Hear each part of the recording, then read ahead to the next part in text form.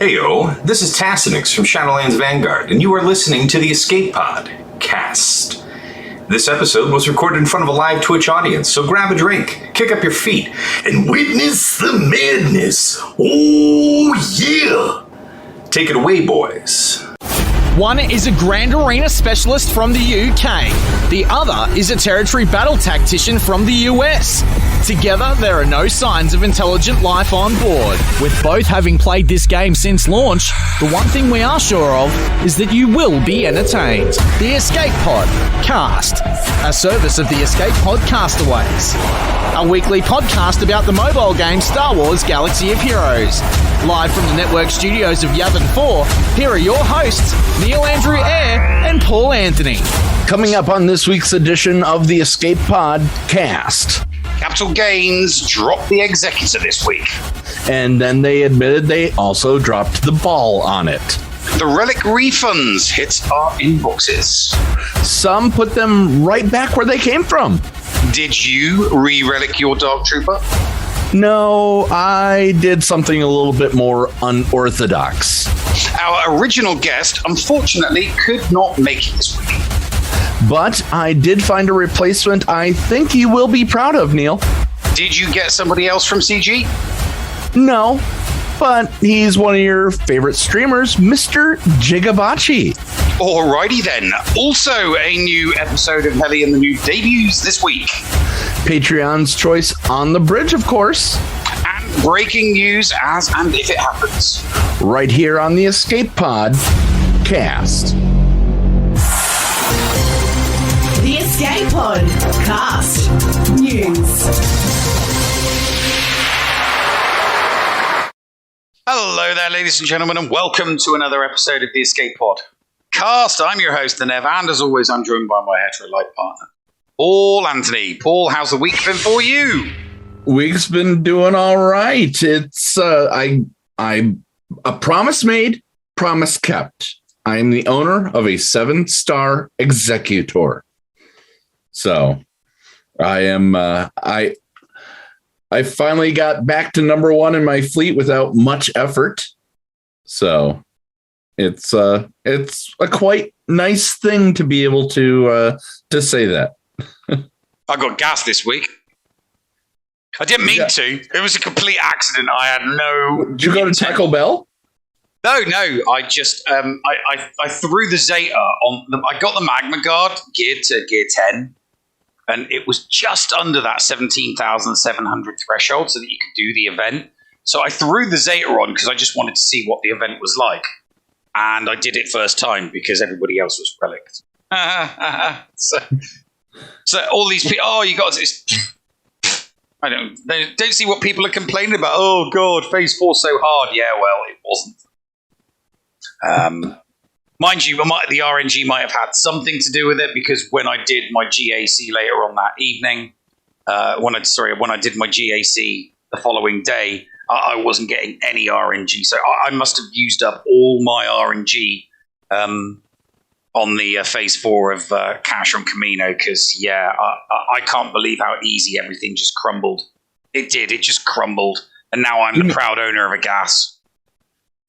Really quick thank you to Geek Girl for the 1,000 bits in the countdown, and also to the Llama for his 16th month. He has been subscribed for 16 months at tier 2. So I had so all that luck, and now I'm going through painful crawl of gearing a gas and getting the gear and doing the stars, and it feels like Malik all over again, and it took me forever to get Malik to 7 stars. So that's he is one of the ones that you have to buy the stars. It feels like going for a Malik or a Negotiator or Malevolence all over again, and it's like, I remember those grinds, and I hate them. I absolutely hate them. So, Do you think they'll ever do that again? No. Not now they're releasing, not now they're doing GLs one at a time.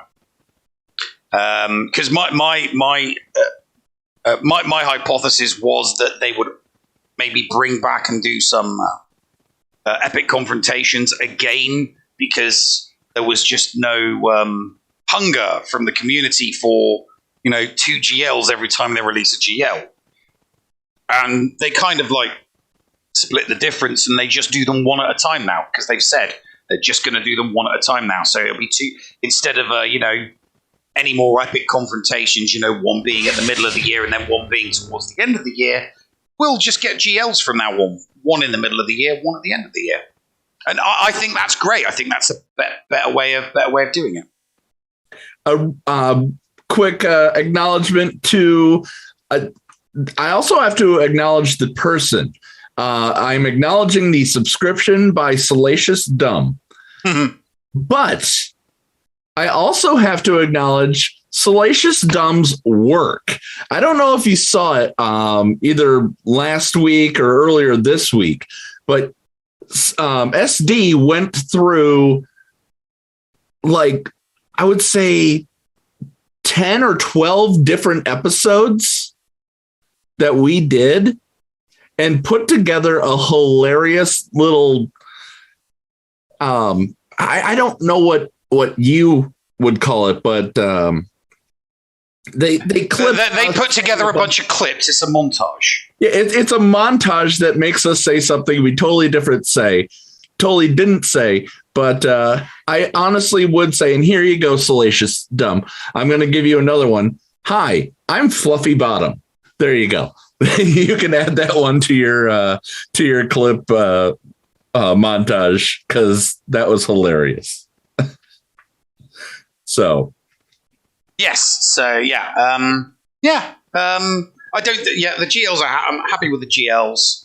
I mean, it's not like I'm going for them, but yeah, they're not going to bother with epic confrontations. The way that they're going to, they'll still do marquees. They'll obviously still do marquees, but they'll do the ships and they'll do the characters in Conquest, and then we'll get 2 GLs a year.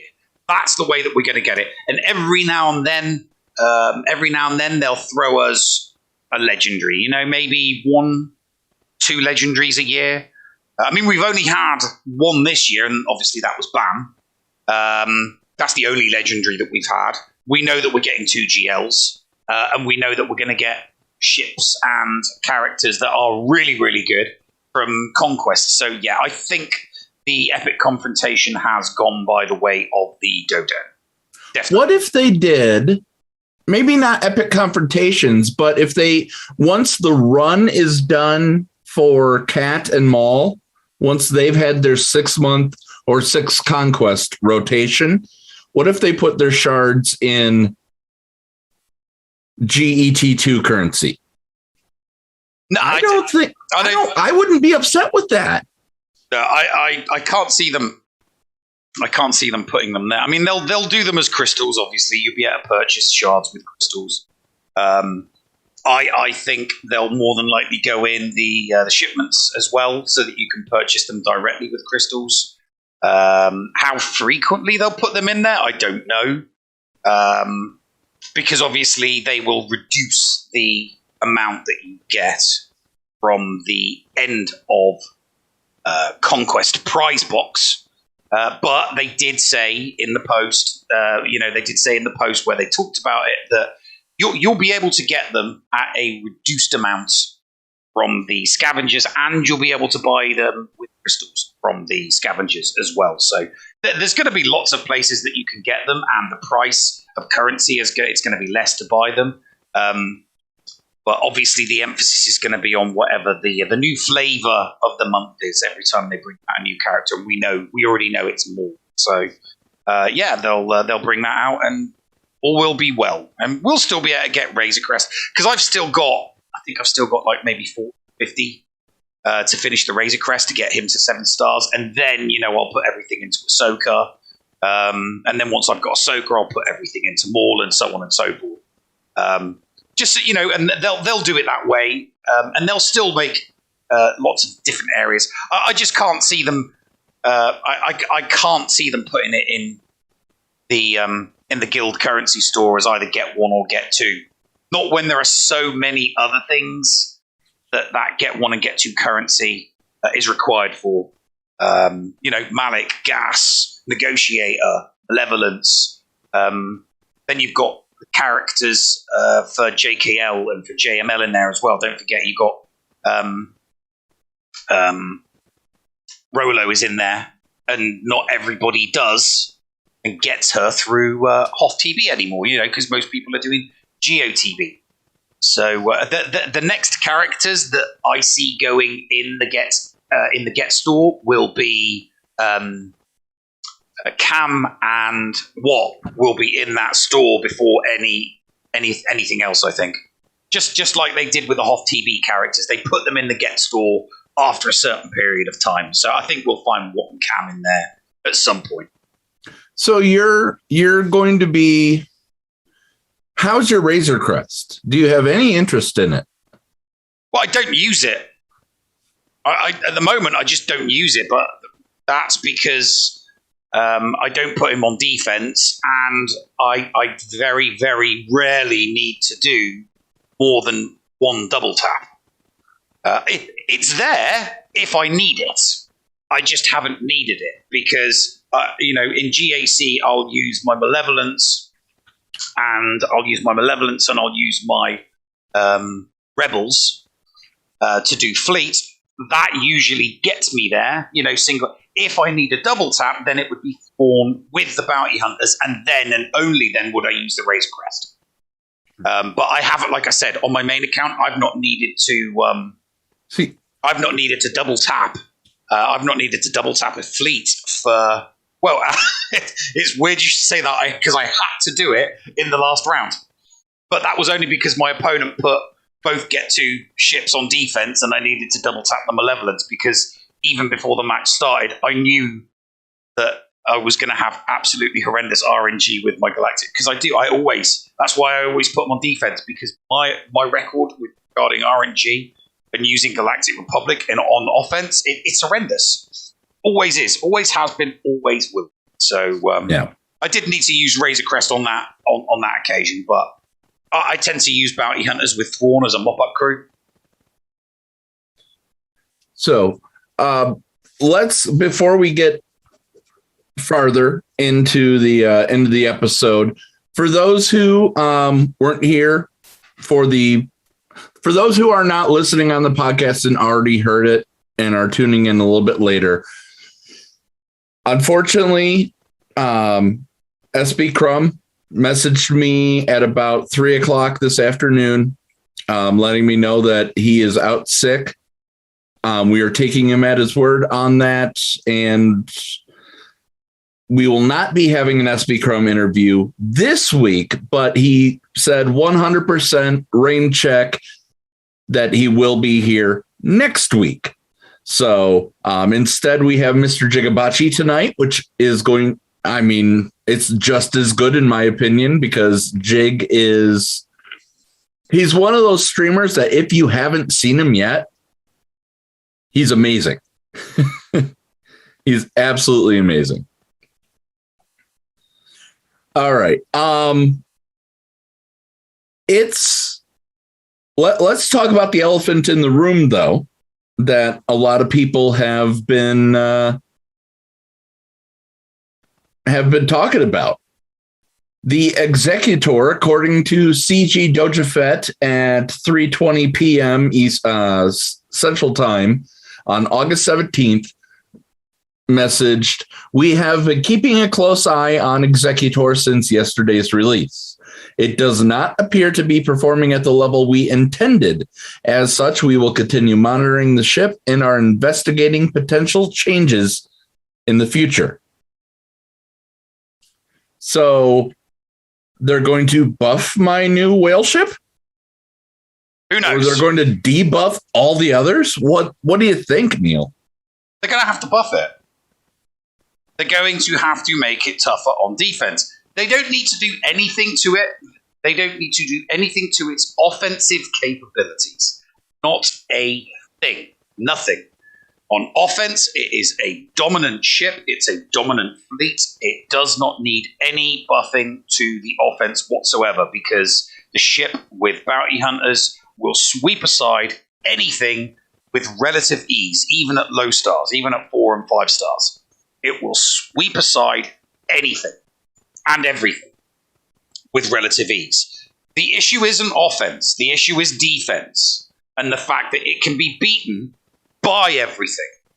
I will add one caveat to that. And that caveat is if the Executor is used with a full Empire fleet, you can remove the Rebel fleet as a team that can easily beat it. Because obviously Rebels, it's difficult as it is for Rebels to beat Empire, especially with the TIE Bomber in there as well. You know, adding the Executor to that mix just makes it much, much harder for the Rebels to do it. But they need to increase the speed of the bounty hunter ships because the speed is the issue. And they need to do something to its defensive capabilities. How this was not picked up when it was being beta tested, I do not know. And, you know, that is a question that I will be asking Crumb when we have him back on next week, because it's a big, big thing to miss. They have a beta testing program, and people would have been testing this. And obviously what's happened is they've been so overwhelmed with the good results regarding its offensive capabilities that they didn't bother to check it on defense. They didn't bother. It's like, all right, okay, so we've got them all on defense now. Attack it, hit. You know, take your Malevolence, take your Galactic Republic, take all of the various different fleets in against it, and see how beatable it is. If they had done that in the beta testing, they would have discovered very, very quickly. Right, okay, it can be beaten in one shot and not by a mirror. This is a problem. So I'm thinking that beta testing was done with a ship that's coming. To be honest with you, I think maybe the beta testers, if we're going to put this fault of that these counters weren't found, I think the beta testers were too happy to be playing with a ship that's coming, punishing one possibly, because we had to Relic Dengar for this. That's still a huge error. That is still a bad error. That is still a bad error. You test based on what's going to be in the game when it's released, not what could be. Hypothetically speaking, this is all hypothetical. If they were testing with the punishing one, let's say it is the punishing one, and the punishing one has a passive ability that gives all ships plus 50 speed, right? That would, for all intents purposes, solve a lot of the AI issues regarding the fleet on defense, because if every single bounty hunter ship all of a sudden has an extra 50 speed, it then outpaces everything that's attacking it, and it makes it unbeatable unless you're hitting it with a mirror. And I stress the use of the word unbeatable, okay? The Executor must be unbeatable unless it's being mirrored. And the reason why I say it must be unbeatable is because of the cost of the ship. You do not price a ship at requiring all of those relics, all of those ships at 7 stars, and adding on top of it 2 Relic 8s. A GL costs a bunch of relics and a couple of Kenobi have 2 JMK relics? required 2 Relic 8 characters. You can only beat JMK with another GL. Ergo, why I'm saying the Executor should be unbeatable unless it's with another Executor. If they wanted the Executor to be beaten by any of the other fleets, well, they shouldn't be asking people to Relic 8 characters for it. Like I said weeks and weeks and weeks ago, they're bringing in the Executor, then, do it slowly. Okay? They bring this first one in, you make it so that the characters only need to be between Relic 1 and Relic 3. And then if they want to bring something else out later on that's even stronger, then they can increase it to, or we'll make the requirements for the ship Relic 5s. And then another one, Relic 7s. If they want to do increasing levels of difficulty in order to get these new ships they're bringing out, you start off low and you work your way up. Instead, what CG did with the Executor, with the Super Star Destroyer, is they started with maximum requirements. 2 Relic 8, what they're going to do with the next one. 3 Relicates? If it's beatable, nobody is going to want to get it. The only people that are going to be going to go for it are Krakens and whales. Free to play ain't going to bother with it, because if it can be beaten by a Malevolence or a Galactic Republic, someone who is less than a whale or a kraken, someone who is a dolphin or a minnow or a tadpole or free to play is going to go, why? Why do I bother? I'm not going to R8 those 2 characters for a ship that, sure, it's great on offense, but if I can beat it with my Malevolence or my Galactic Republic, I'm going to put my Relic resources into getting a GL. So it makes absolutely no sense to me whatsoever. They've made the Superstar Destroyer way, way, way too expensive, and unless it can only be beaten by another Executor, I ain't interested. No. Quick acknowledgements. Sephiranus and Plasma threw shiny nickels at us, and Rayrock just resubscribed for 16 months as well. This must be our 16-month period, Neil. Everybody's coming back with the subs right now. Oh, lovely. Oh, and Ahsoka Meow. If I came from the south, I would be talking like this. I'd have a Somerset accent. I'd be talking like the country bumpkin. Because that's what we sound like when we come from the south. We all drive tractors, and we live on farms, and we milk cows, and we shag sheep. But I haven't. It's in response to a chat message for the podcast. But I haven't lived in the south for quite some considerable time, so I went to boarding school for 4 years, and that just destroyed my southern accent. There you go. I don't know what the United States equivalent would be to a country, because you've got just as many accents in your country as we do in ours. Well, if you're asking what a southern accent sounds like, Neil, sounds like this. Yeah, I understand that's what a southern accent. Yes, yeah, it sounds like a used car salesman. Yeah, okay, that's what the English compare the South to, as a used car salesman. Yeah, a used car salesman. Okay. So, I mean, I'm looking forward to seeing what's going to happen, investigating potential changes in the future. I think all but one time I can say that it was they've made changes. There was one time when they said that they're going to leave it. And what was it? The bugs? The Jawas versus bugs? Yeah. They left it. Yeah, they're not going to leave this. It's too expensive. When they first brought Slacker out, they buffed Slacker 3 times in a month to make him unbeatable, with the exception of a very select few off-meta counters, which required heavy relics and extremely precise mods, like really, really specific mods that CG were happy to let go because they knew that only,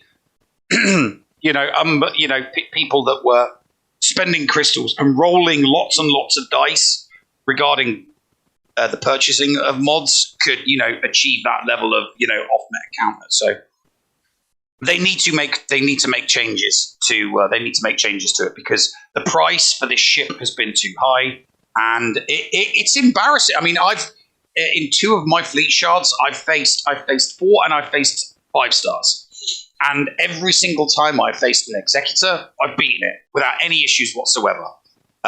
It takes me, I'll do it in time. So a 4-star Executor, every 4-star Executor that I've faced, I have beaten inside of 60 seconds. It's that easy to beat. A 4-star Executor should not be getting beaten by a Malevolence in 60 seconds, considering the resources spent in order to get that ship. Shouldn't be happening. 5 and 6-star, it tends to be between 2 and 3 minutes. Because it's a little bit better. The contract goes off.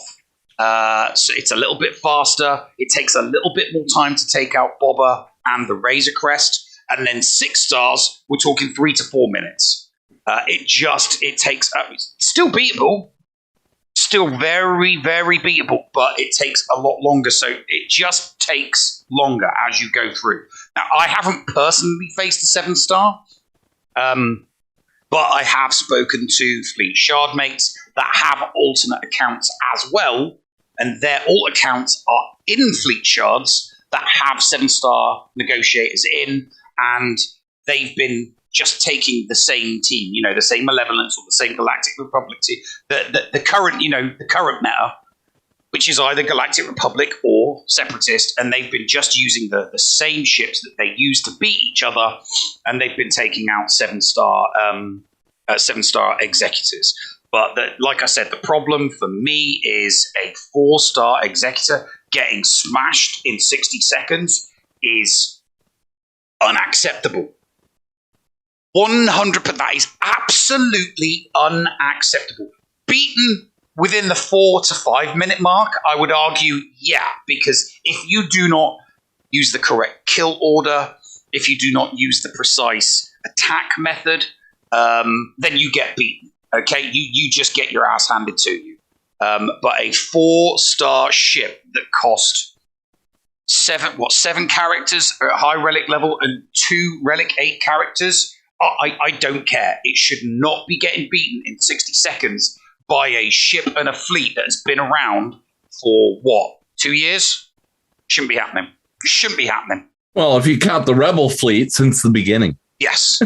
But like I said, the Rebel fleet is a slightly different animal if you go with a full Empire squad. If you go with a starting... I asked a couple of my opponents to switch out their bounty hunters for Empire so that I could test my Rebel, because I suspected that Malevolence and Galactic Republic would still take them out, and they do, but that the Rebel fleet would have a much harder time. And if the Executor starts with TIE Fighter, TIE Bomber, and Vader, it's 50-50. And that's at 4 stars. That is at 4 stars. It's 50-50 because the burning and the TIE Bomber really, really puts a crimper on the Rebel fleet's capabilities. Burning in space. Mm-hmm.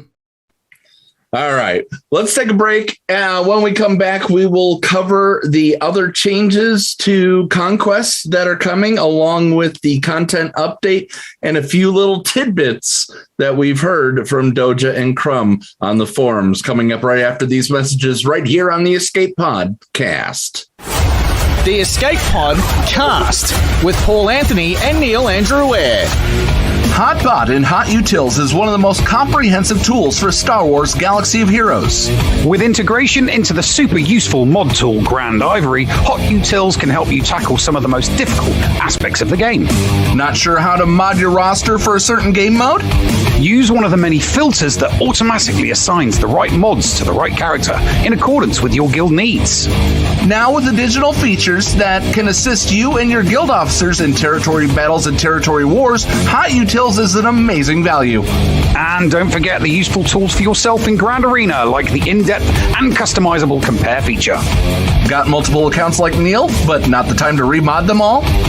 With this one-stop utility, you can switch between your alts and never miss a mod upgrade or a mod switch before locking into GAC or Territory Wars. Starting at just $5 a month, you don't want to miss out on these great tools. HotUtils is the new official remodding service for the Escape Pod Cast. Visit HotUtils.com to learn more. That's HotUtils.com. And go ahead and spice up your Galaxy of Heroes experience. Podawans, be sure to support the shows brought to you on the Escape Podcast Twitch and YouTube channel by becoming a Patreon. For as little as $2 a month, you can support us and get a little extra for yourself. With tiered rewards including access to Shitty Bill's Arena Tracking Bot, after-show access, inclusion in the GA Center leaderboards, behind-the-scenes access, and much more. There is something for everyone on our Discord server. Head on over to Patreon, that is patreon.com/The Escape Pod, and sign up today. Thank you for supporting and listening to the Escape Podcast. Hello friends, this is Thaddeus from Going Nerdy, and I approve this message. and am compensated for signups for this service. The world's largest audiobook library is at your fingertips, and the Escape Podcastaways wants you to try it for free. Head on over to escapepodcastaways.com and click the Going Nerdy offer button to claim a free audiobook and 2 Audible originals. Cancel anytime, and it's absolutely free to sign up. Check out Audible and support the Escape Podcastaways, all for free. See Audible website for details. Restrictions may apply. Ladies and gentlemen, welcome into the Patreon Leaderboard. I'm Paul Anthony. As you know, we take a look at the Patreons of the Escape Podcast just like we do on GA Center. This is aired on both the Escape Podcast and GA Center as a little thank you to those that support us at the Kyber Combatant level or higher at patreon.com/theescapepod. There's no cast in that one. All right, let's take a look. BCM 3-0, 7,935 banners, 39 wins, 2 losses, 10 holds. Not a bad start for BCM. D went 2-1 with 4,682 banners, 8 wins, 1 loss, 0 holds. Doesn't look like he attacked much. Dark Helmet goes 2-1. He did file a report. He goes 93-29 with 48 wins, 8 losses, 3 holds. He says 2-1. Round 1, Kenobi holds the back wall. Round 2, full cleared 4 GL auto set defense. And then round 3, sad face emoji as he lost by only 3 points. Dark Helmet, so sorry, my friend. Dr. Jojo goes 3-0. 3-0 for Dr. Jojo, 9,371 banners, 48 wins, 3 losses, 16 holds. He barely remembers round 1 because he was playing Endall on his alt. Round 2 was similarly a bloodbath. Round 3 was versus a guy with 930,000 banners lifetime, but he had a GL disadvantage, so he saved his 3 for offense. He saved 3 for offense. Dr. Jojo placed his 3 on defense, and he couldn't kill 2 of them, kind of like what happened to me yesterday. So it is what it is. But 93-71, 48-3-16 for Dr. Jojo is a good start to the week. Force Strong goes 2-1, 67-64, 31 wins, 2 losses, 6 holds. Man, very, very close for you, my friend. Hot Sauce, who faced Warrior this week? That was the only one he lost. 2-1 he goes. 88-04, 46 wins, 17 losses, 11 holds. And this week, he is facing Arnold. In fact, it could happen tonight, could happen tomorrow. We don't know, but I'd love to see it live. But Hot Sauce versus Arnold is on the slate, and it is happening. Schnarman, 0-3. No wins, no losses, 2 holds. Auto set. Me, I go 1-2. 72-79, 32 wins, 6 losses, 10 holds. We'll see. The start to this past week was not good, but we'll see if I can rebound here. Let's take a look at the first week boards. Dr. Jojo in first, leading. But I mean, all it takes is just a slip up, and then banners become the difference because they are right now 7,935 banners for BCM. It's, he can win this if Dr. Jojo slips up. Dark Helmet, Hot Sauce, Force Strong, and D all at 2-1. I alone at 1-2, and Schnarman at 0-3. Guys, join Patreon at Kyber Combatant level or higher to join us on these boards each and every single week. We'd love to see you on here. But until then, be nice to each other, damn it. We'll be back after these messages right here. We want you. Join the GAC chain gang today. This is the commander of the 506 Procrastination Battalion and the leader of the GAC chain gang. I am sending out a call to action for any SWGOH content creators on Twitch who would be willing to broadcast their GAC attack rounds alongside some of our best, including Mr. Jigabachi, Dr. Zeppers, Rico 1982, and the Bounty Honeys. What is the chain gang, you ask? We are an amazing group of content creators who are dedicated on streaming the Grand Arena Championship attack rounds on Twitch. The idea is to provide continuous content back to back from one streamer to the next and allow viewers to enjoy more SWGOH content as well as enjoy the variety of streamers that are currently present in the group. If you are interested in joining the Chain Gang, please reach out to myself on Discord at AndyBeads, #7465, or you can send us a message on our Twitter page at ChainGAC. Join us today. We have your back. The Escape Pod Cast.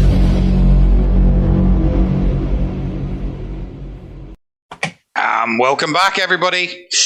We're going to talk more SWGOH. I would hope so. That's what people come for until Patreon's choice. All right. So, Commander Ahsoka Tano Conquest Shard Rotation. As Conquest 7, and by extension, the arrival of Maul on the holotables draws nearer, it is time for us to remind you that the current Conquest unit, Commander Ahsoka Tano, will experience a change to her Conquest Shard availability. It'll be similar to how the Razor Crest did as well, detailed in a link. You mentioned this earlier. She will remain in the end of event box. The amount of currency needed to purchase her will be reduced. Her shards will appear more frequently at normal merchants. So instead of waiting to get to Conquest 3, you'll be able to buy it at 2 or 1 now. And crystal purchases for Razor Crest and Cat were added to the Wandering Scavenger, so players who are conserving Conquest currency have a way of catching up. I'm going all out on Maul. That's your prerogative. I really am going out all out on Maul. If I happen to have an extra few crystals, yeah, maybe I'll buy Cat, but it's Maul's to the wall, in my opinion. Yeah, I need to finish my Razor Crest first, and then I'll concentrate on Ahsoka. Whether I don't need these characters like desperately. I don't need them. I don't want them. When I get them, it'll be nice, and I'll probably gear them up, and I probably will use them, obviously. Am I desperate to get them? No, because I don't have, lots of dark side GLs or light side GLs to really, really utilize these things. When I get Ahsoka, when I do get Ahsoka, Commander Tart, she's probably going to go in my Padme squad. In fact, in all likeliness, that's where she's going to go. She is going to go in my Padme squad, and I'll take something out of my Padme squad and throw it in either my JML or my JKL squad. So yeah, I'm really, really not that fussed when I get her or how I get her. And same with Maul, to be perfectly honest with you. I don't know how fast it's going to be because we don't know how specific. Because of the changes to characters not beating GLs in PvP, we do not know how these changes are going to really affect off-meta counters to GLs in Conquest until we actually hit it. So, somebody that doesn't have a GL that's been able to do all 5 sectors, thus getting better rewards for these characters, whether it's Tano or whether it's more. If you can't even get past Sector 1 because you don't have a GL, you're not really going to care about Maul because it's going to take you forever to get it. If you don't have a GL and you're doing hard mode, bravo to you. Definitely bravo to you. It's not hard to be over that 4 million mark and not have a GL. I've got my count's 5.6, and I only just recently acquired JML last month in July. But were you getting far in hard? I only went up 1 box. Without the GL, I was making it to number 4. With the GL, with the two boxes. So without a GL, I was getting to prize box 4. With a GL, I'm getting to prize box 6. And without my main alt is about 5 mil, just under 5 mil. And I've been doing hard on that one ever since the first one. I did the first one, completed it, qualified for hard, and I've been doing hard on that account ever since. And that doesn't have a GL. And it's probably, I remember us talking about that too. It's probably not gonna have a GL. And I mean, it'll have a GL before the end of the month because I'll throw I'll do JML on that account. Yeah, I'll more than likely do JML on that account as well because I know how useful it is just to have that one GL, especially for GAC. How people get these characters, it really is. It's going to depend how these character changes tweak things in Conquest, because normally these PvP changes don't really affect PvE content. And, fingers crossed they don't with Conquest, because the last thing CG needs is a bunch of people not doing Conquest, and just saying, yeah, screw, yeah, thanks a lot, CG. I'm not going to bother. Put the week on for 2 weeks, put it on for 3 weeks, put it on for 4 weeks for all I care. If I can't get past Sector 1, I'm done after 2 days. And people then just won't bother playing it. And they'll have spent all of this time and effort on a game mode that a huge swathe of the community just isn't interested in playing anymore. So fingers crossed that these character changes don't affect PvE. Well, we did have a character change that affected PvE, and that was in the content update. That this content update was put out Wednesday, I think it was. Today's update brings a few minor fixes to Galaxy of Heroes. One fix addresses the PvE version of Slave 1. Even though the issue will be fixed with this update, we had our analytics team pull data to ensure the issue did not have any adverse effects on player win rates in TB or fleet battle nodes. It did affect my guild in TB when facing the bounty hunter team. One of my guildmates just had Slave 1 continually hitting them with bombs. It was awful. Mm-hmm. They took a video of it. We laughed at them, but also shared in their pain. On a somewhat related note, analytics also found the touch-ups to Slave 1's kit do not affect player win rates when they battle against Slave 1 in PvE encounters. Maybe some people were getting luckier that week. Who knows? And we also were told in the previous update that, we knew that Darth Vader, General Skywalker, Jedi Knight Luke Skywalker, and Wat Tambor will be receiving several changes to their kits in an upcoming update. Prior to that update, we will return the resources used to upgrade these units beyond Relic 7 to your inbox and reset those units to Relic 7. Of course, they'll be they did the same with Dark Trooper in a way and reset him to 5. And now they said, listen to this, Dark Trooper will be reset to Relic 5 with next week's update. Mine's already back to Relic 5. So they do have a plan for a update next week. We're probably getting Conquest coming to the game.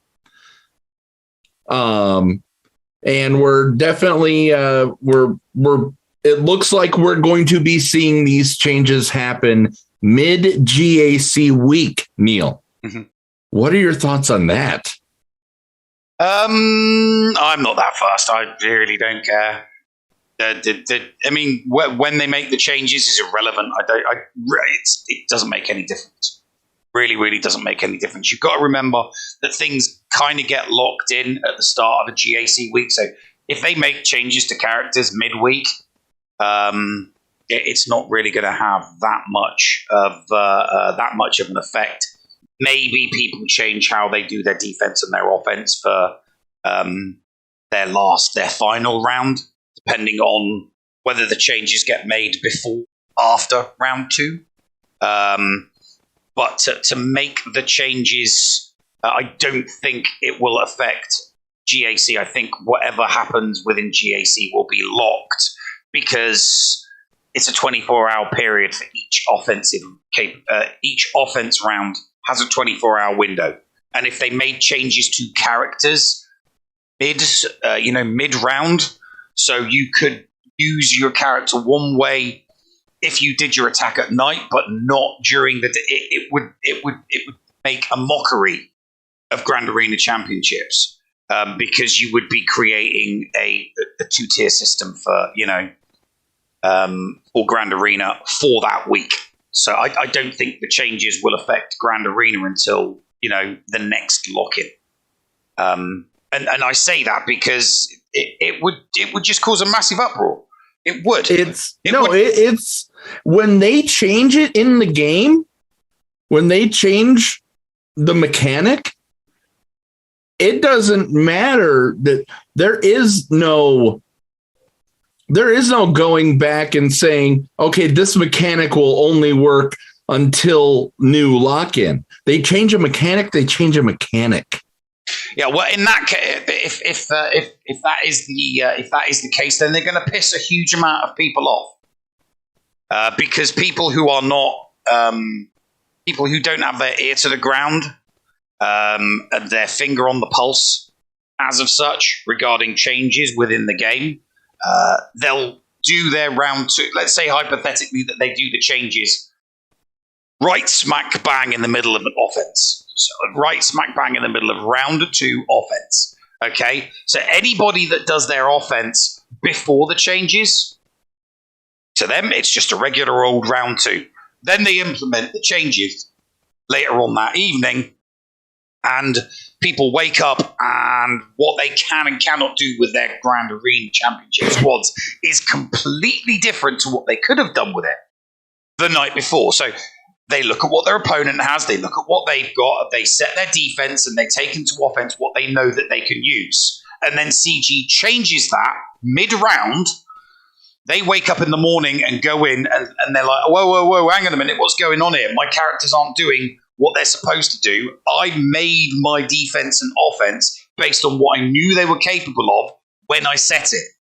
And now all of a sudden I can't do it? Yeah, that's why I'm in two minds as to whether or not these changes are actually going to be applied to Grand Arena until the next lock-in, because you cannot change the rules of a tournament mid-tournament. You can't. That would be like, that would literally be like you're playing a football match, soccer to you Americans, you set your lineup and you've got a weak team that doesn't have a particularly good defense, but they've got a blistering forwards really, really fast. And halfway through the game, the referee comes out and goes, "Oh, the offside rule. There's no offside rule anymore." You'd have, the manager and the team would be like, "What? We're in the middle of a game. You can't change the rules in the middle of a match." If they change the rules in the middle of a match, there is no excuse. They are going to be lambasted. They are going to be absolutely harangued. They will be slaughtered on the forums, quite rightly so. I personally, I would go on there and I would say, you cannot change the rules of engagement for a match mid-match. What the hell are you playing at? So we'll see. We'll just have to wait and see. Yeah, if, in my opinion, and somebody clip that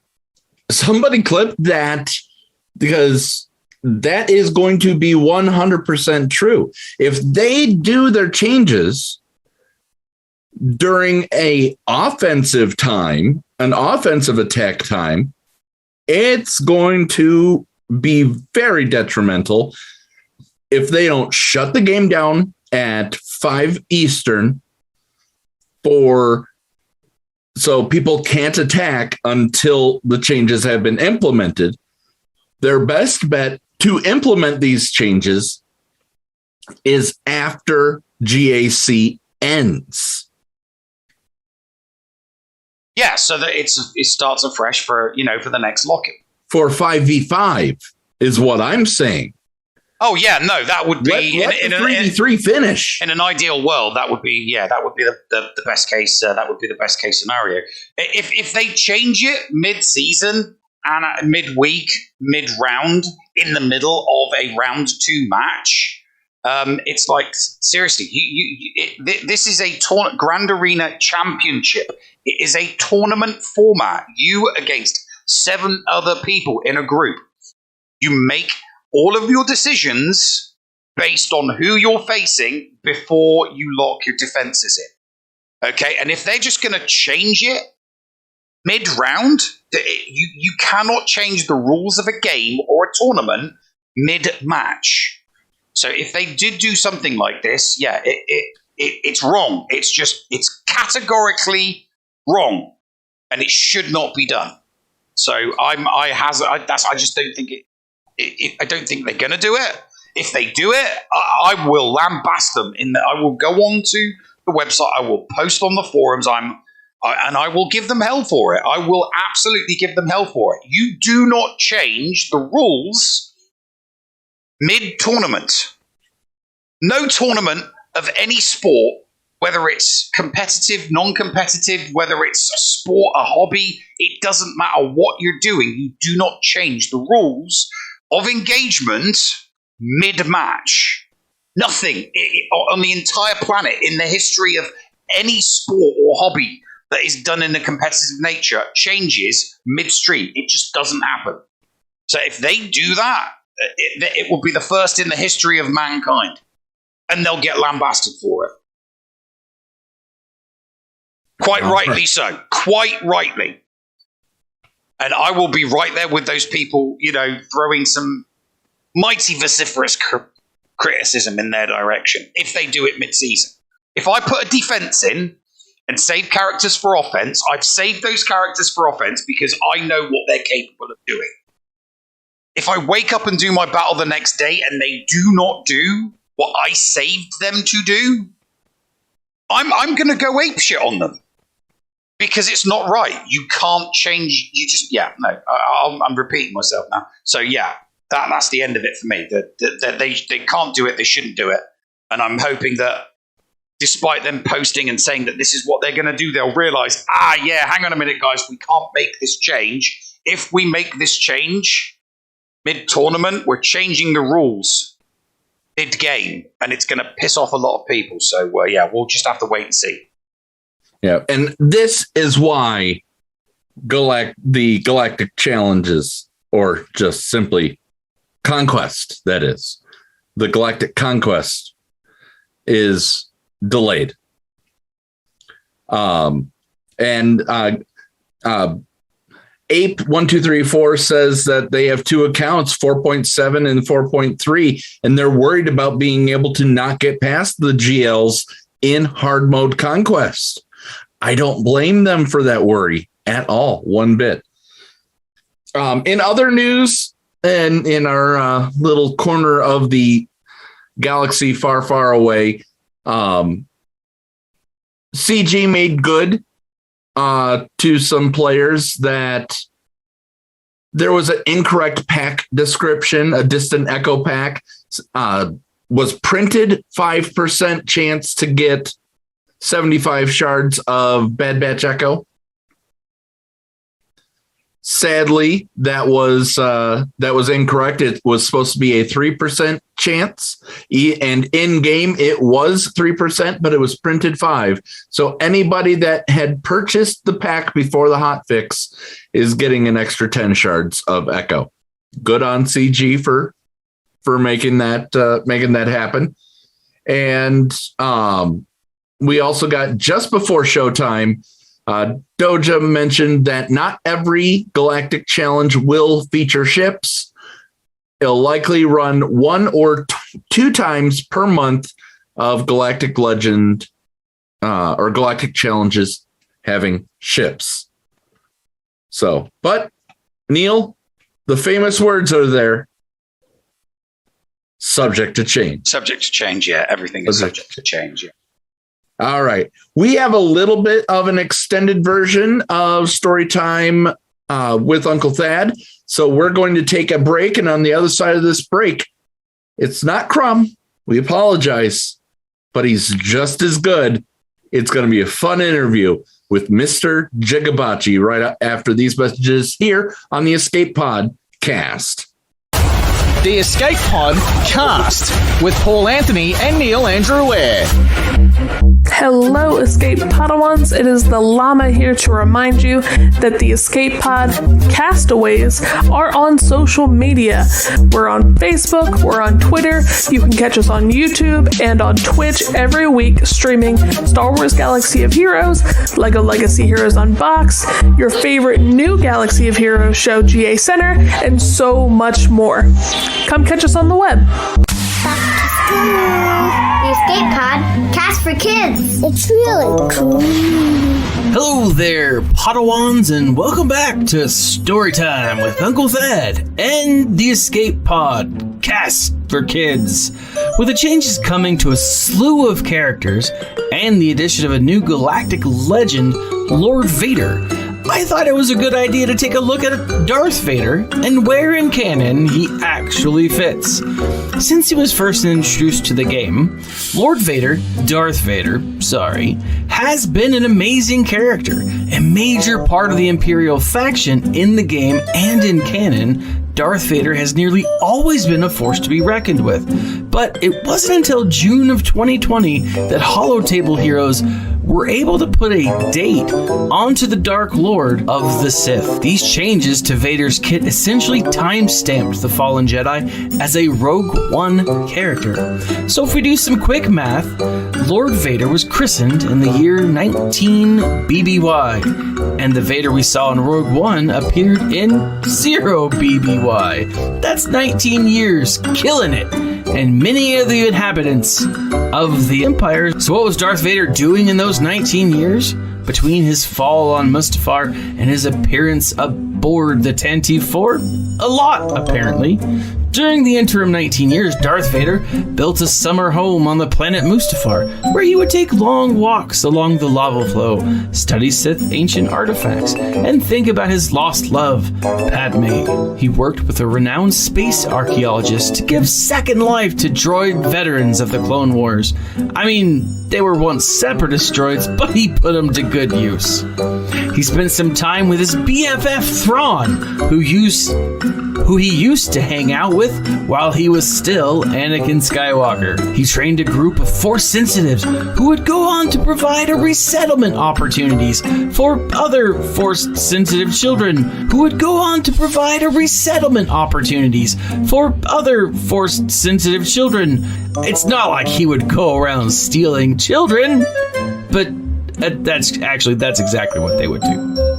He even fought the infamous Ezra Bridger and his master Kanan Jarrus, as well as had his famous duel with his former Padawan, Ahsoka Tano. All of these events lead to his boarding of Admiral Radiss's command shuttle, where he single-handedly destroyed a whole shipload of rebels, only to watch his daughter escape on the Tantive 4 with the plans of the Death Star. Kids, am I right? And that, my friends, is where Darth Vader that we currently have in the Star Wars Galaxy of Heroes holotables comes from in Star Wars canon. So let's take a look at how his kit measures up to the legend that precedes him. Darth Vader's basic ability, Terrifying Swing, is like watching a ballet of death as it dances through the chaos of the last minute of your life, especially if you are a Jedi or a Rebel or an Imperial or really anyone who kind of gets in his way. This ability hits hard and leaves those light-sided allies dumb enough to face off against him stunned at his power. The Force Crush ability is either one of two things: Darth Vader's need for a hug, or his love for Padme manifested physically. Let's face it, even a Sith needs a hug sometimes, and Darth Vader is a Sith among Sith. As such, he's lonely, and all he wants to do is hold someone by the neck until they die. It's either that or he and Padme had a very unique relationship and he misses her. And not casting shame here, but a widower has to grieve somehow. Now, the ability Culling Blade actually harkens back to Vader's days when he was an apprentice to Obi-Wan Kenobi. Remember all the times that Anakin would drop his lightsaber? Now he just drops it with more force, and usually in the direction of his enemies. Merciless Massacre was actually the ability that was added in the June of 2020 update. And there are really only two words that need to be said to understand where this ability gets its genesis. Hallway scene. Well, maybe more than two words, because now we have quite a few hallway scenes. This is Darth Vader's hallway scene, where he brutally murders all those rebels. Every time he strikes one down, he takes another step and kills another, and then another, and then another. And by the time that Vader walked to the other end of the hall, his lightsaber wasn't the only thing that was red, because the walls had red too, because they were covered in the blood of the rebels. It was that hallway scene. Do you remember? I mean, it was pretty famous. Now, his leadership ability is really just, the best business practice out there. I mean, if we could all be like Vader when it comes to leadership, Space Tony Robbins would be proud. People were so afraid to fail Vader that they would literally drop dead in the course of their work. It was almost they were so overcome by their willingness to please the Dark Lord that they ran out of breath for some reason. I don't know, it was great. Now, his only unique ability, No Escape, it simply highlights his relentlessness. I mean, the man was a machine in pursuit of his targets, especially when he faced off against rebels or Jedi enemies. Well, that's all for me this week. Tune in next week for more story time with Uncle Thad on the Escape Pod Cast for Kids. HotBot in HotUtils is one of the most comprehensive tools for Star Wars Galaxy of Heroes. With integration into the super useful mod tool Grand Ivory, HotUtils can help you tackle some of the most difficult aspects of the game. Not sure how to mod your roster for a certain game mode? Use one of the many filters that automatically assigns the right mods to the right character in accordance with your guild needs. Now with the digital features that can assist you and your guild officers in territory battles and territory wars, HotUtils is an amazing value. And don't forget the useful tools for yourself in Grand Arena, like the in-depth and customizable compare feature. Got multiple accounts like Neil, but not the time to remod them all? With this one-stop utility, you can switch between your alts and never miss a mod upgrade or a mod switch before locking into GAC or Territory Wars. Starting at just $5 a month, you don't want to miss out on these great tools. HotUtils is the new official remodding service for the Escape Pod Cast. Visit HotUtils.com to learn more. That's HotUtils.com. And go ahead and spice up your Galaxy of Heroes experience. Hey there, listeners. Merchandise specialist Critty K here. Do you enjoy the Escape Pod and want to support the channel and get something a little extra for yourself as well? Head on over to tpublic.com/user/theescapepodcast and grab a Team Neil, Team Paul, Critty Play, or many other fun Padawan designs on your choice of shirt, cup, sticker, mask, or even a magnet. And be sure to check out the Mrs. Anthony Shirts channel on the Escape Podcast Discord and get the latest info on the other designs I make as well. Sometimes there's even a sale going on, so it is smart to stop on by. Thank you for supporting the Escape Pod Cast. Receiving incoming transmission.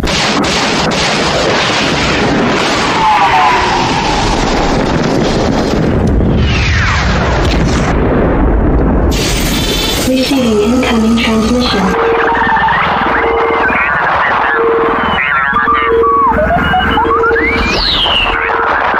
Receiving incoming transmission.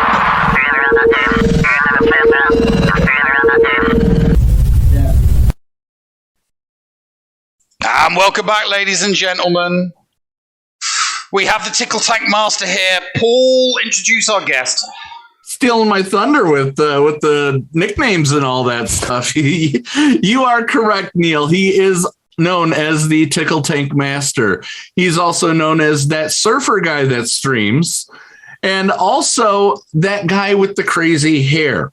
If you have not seen this guy do his GACs, if you've not seen him stream at all, you are missing the spice of life that is Twitch Star Wars Galaxy of Heroes streaming. He hails from the beach, if you can't tell, if you're watching live on Twitch. But he has the most down-to-earth attitude, as well as the most freshest takes and greatest nicknames in all of SWGOH. Ladies and gentlemen, I present to you Mr. Jigabachi. What's going on, Jigs? How are you guys doing today, man? This is exciting. It's really funny to hear you mention and like laugh about the nicknames, because I get a quadrant of people who are like, wait a minute, who's Flashdance? What are we doing here? What is going on here? And then there's like confusion in chat while my chat fills people in. It's pretty funny. Mrs. Potato Head is Mrs. Potato. and mind you, some of the nicknames aren't even mine.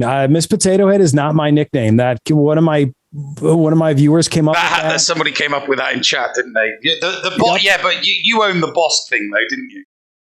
Yellow Godzilla? Yeah, that's fine. Yeah, you own the Bosk nickname. Yeah, exactly. All right, let's start off with the other nickname that I didn't mention, and I want to personally thank you for helping get Yavin 4, because you are now a honorary Yavin 4 member. Oh, that's right. I totally forgot about that. Yeah. You helped us get 4 extra cam shards, helping Johnny, Llama, and Dr. Feelgood get those cam shards. So thank you very much on the behalf of the entire guild, Tepsi Yavin 4. I appreciate it, man. It is just something I love doing. I really enjoy doing that battle. Lightside Geo is, I know a lot of people have different misconceptions about Star Wars Galaxy of Heroes and stuff like that. Lightside Geo is my favorite thing to do every month. I missed it. I'm sorry. I missed the nickname, the Cam Whisperer. There you go. The Cam Whisperer. I've got so many nicknames about that. It's really funny, but I just really, really love, doing that mission. It's just so enjoyable to me, and I really enjoy doing it. So, and not just that, I just really actually enjoy doing the Lightside Geo as a whole. I mean, I literally lock an entire week down to do it. It's just, I just enjoy it that much. Yes. Well, I was going to go for the Executor, but now I'm not going to waste my resources on it. So now that I've got gas, I might actually, bother my ass to work on my clones and actually, go for the cam mission, because if I've got gas, kind of, it's a given now that I really, really should do something with my clones other than just let them languish at Gear 11. I probably should do something with my clones now, which means, getting them ready, doing the cam mission. So I'm going to have to come to you for advice on that, because I haven't got a not Clue, no idea what to do with them. So you helped me with my mods on those Separatist droids, because I didn't know what the hell I was doing. I put certain types of mods on B1, and you're like, yeah, dude, he can't do that. Just put offense. And I'm like, what? It's like, yeah, but put flat offense on, and then as soon as you relic them, go for the offense percentage. And I'm like, what's the difference? Did you do critical damage? Yeah. I did crit damage and crit chance. Not only did he do that, but he posted that in a channel with, 6 other guys from our division in there going, check out the mods on my B1. And it's got crit damage. Everybody's like, what is he doing? This guy's supposed to be a professional. I don't know what to do. That's just it. I'd gone from never using them because they were all like Gear 8s and 9s to needing them in order to get gas. So all I was doing was dumping what I assumed would be a good mod set on them, because they just, they were placeholders on characters that I don't really use, and I dumped them all on, and then I posted all my Separatist droid once they were all gold. Posted them all. It's like, dude, I'm getting ready for gas. I need to know if my mods can do it. Are these mods? And you're like, no, just switch. Just use an offense set. they're going to get destroyed. So it really, really, really doesn't work if you use crit chance or crit damage because they can't crit. All right, okay, yeah. So no raise. It's better than you putting protection and health mods on B1. Okay, Neil, I'm giving you that benefit. So I've seen that before. I think the thing that surprises me the most about Lightside Geo and about Cam and this game is there's different elements of like the community's culture that are both healthy and unhealthy. Because sometimes I'll see people are like, oh, Lightside Geo is impossible. And, I need, all this other crazy stuff. And, I mean, I've been doing, I was doing 64 waves with 5.4 million GP and 1 Galactic Legend. I'm 6.1 million now, 2 Galactic Legends, and I'm doing 71 waves a shot now. And it is a blast. I stream every second of it and I just have fun with it. And I think that it's more about like developing a culture like for yourself and for your guild where people are kind of working together and like, like, hey, this composition worked for me. And how much potency do you have on, bloobs boobs and all this other stuff. And it really, when you've got multiple people working together and building like a team. I don't know who is that. Ayla Sakura? Yes. Okay. It kind of, I'm really sorry when I like am playing the game and I'm trying to like read the characters' names as they are in the game. It like, I have to like stop because I'm like, Jedi Knight Luke Skywalker. That's the one I'm talking about. Cause I literally can't even talk about them in the game. So it's just kind of funny in that way that we as a people, as a fan base have to look at it as this is the big content. It's only a couple days a month. Have fun with it. You know what I mean? Like learn some of those teams and have fun with them and enjoy it. And there is a lot of fun. And yes, there is a lot of times where you get blasted in the first wave and you're like, no, but it is what it is.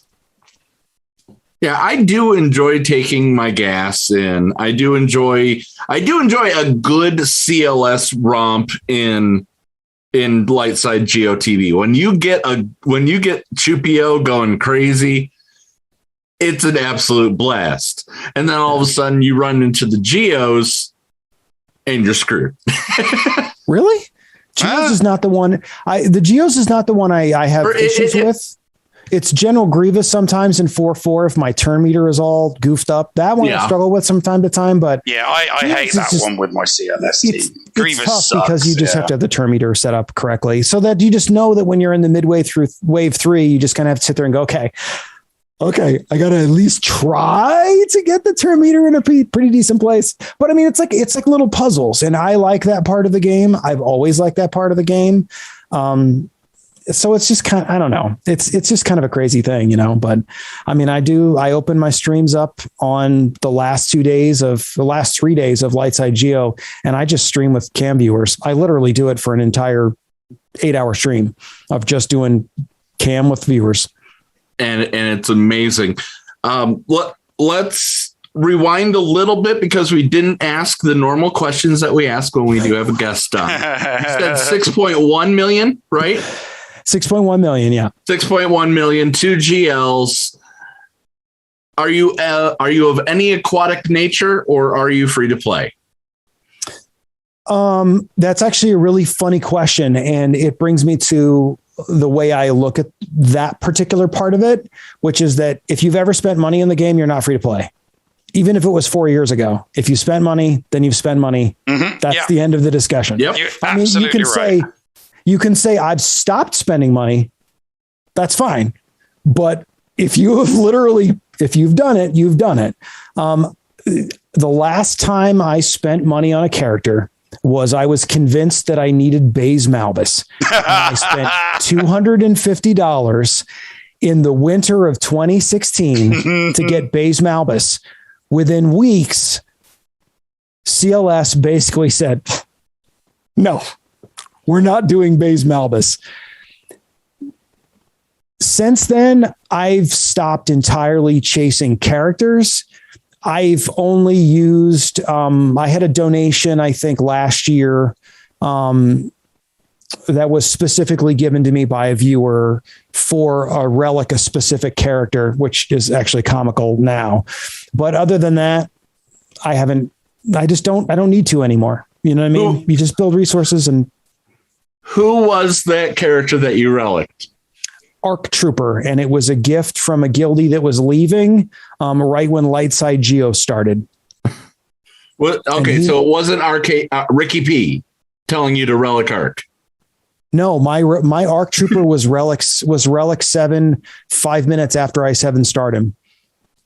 Oof, and I 7 starred him, by doing the normal energy. I was doing 3 refreshes a day, something like that. But it helps to be I'm in an incredible guild. You want to give him a shout out right now? Oh yeah, I'm in First Disorder. We are 306 million. We are 306 million with 7-star cam. Because of you. No, please, dear God, don't do that. There's me. We have an entire council of guys that, we all kind of like chip in together and all are playing in streams and talking. And I'm in an almost entirely European guild with only a couple American players, which is why that not a lot of the guild is actually on chat right now, because it's, really late in Europe right now. And so what's really great is that when we're actually doing the Discords, the Discord streaming, it's like some of it's in French and some of it's in German, and everybody's trying to talk in English, and my English is terrible. It's fantastic. Yeah, it's like the culture is real. The culture of the guild is real. It's 2:40. It's 3:45 in France and Germany, like right now. AM. 3:45 AM. So yeah, your guildies are all in bed. Yeah, they're all asleep. They're all asleep. So what have you ever been close to quitting? And if so, what has brought you back? If not, what keeps you here? That's a complicated question. I quit the minute I saw Jedi Knight Revan's kit. I had started in 2016. I saw the kit. I saw the Savior mechanic. I knew Jolie's kit already because Jolie's kit was already in the game. And I looked at that and I said, you put 120% 120% tenacity on Jolie Bindo, and you're never going to get out of these battles. These are going to come down to the last 10 seconds in Squad Arena. This is going to be awful. And I was right. And I did not come back until the announcement of the General Grievous changes when they actually did the Grievous rollout, because I thought that would be fun. And I downloaded the game and just kind of putzed with it a little bit, but didn't really kind of get back going again. But I was pretty close anyways. And then they released Padme, and I had already, this is something that I do. My roster is incredibly light side focused. So I already had, JKA at gear 12 already, Ahsoka Tano at gear 12 already. So to me, it was like right when they released Padme, all I had to do was beat the event, and I got the character that carried me in arena until I had JML. What did you beat Padme with? I beat them with the standard Count Dooku, Newt Gunray, B2. Oh, good. So you didn't cheese it like my compatriot here with bugs. No. I'm still bitter about that, Neil. No, I beat it with the standard lineup. I don't know. I like the Clone Wars stuff. I like that era of Star Wars. It's very fun to me. It's very active. So I've always kind of been more focused on those tunes, I guess. So, most of that stuff, Galactic Republic and stuff like that, I have all that stuff geared already most of the time. So, Paul hates the fact that I autoed the Padme event with my Geos to 6 stars. I had 356 attempts it took me to get Padme to 7-star when she first came around. And then I had to do 7-star manually because it didn't work on auto. So then I had to do it manually. But yeah, Paul was very salty over that. I adore you, but if you're spending over 150 attempts, that's on you, dude. There you go. I love you. I had time. That's how I chose to spend my no. If you're good, time.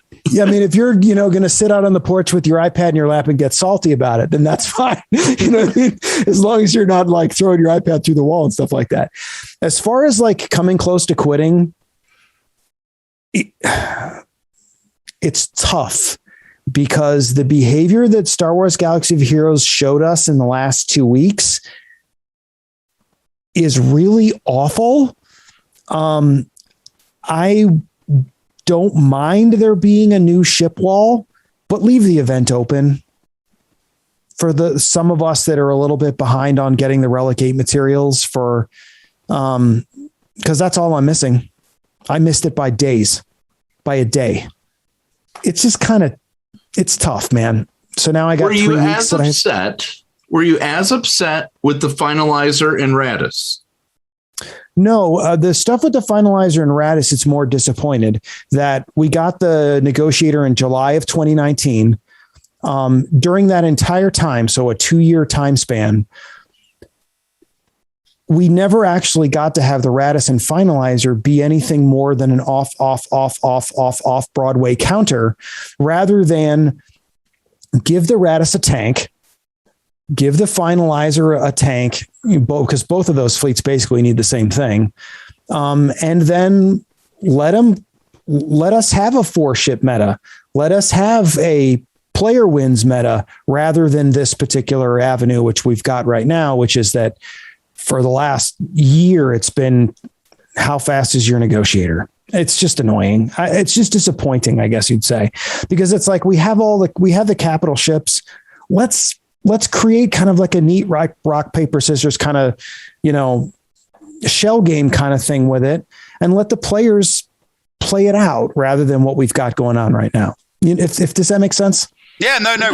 Rock, paper, scissors, lizard, Spock is the way you want the meta. You want multiple options, so these 3 ships will beat this, and these 3 ships will beat that, and these 3 ships will, because it keeps everybody guessing, it keeps everybody on their toes. It adds flavor to a shard. And it does add flavor to a shard. If you look at you look at Squad Arena at the moment, because there's so many GLs, it's either JML, Ray, C. I mean, not so much Slacker anymore, but there's a good mixture of at least 3-4 different GLs at the top of most Squad Arena shards. But until mine, maybe not. But on fleets, until the Executor came out, it was all Galactic Republic and Separatists, with a handful of MILF fleets just on the edge of the top 20.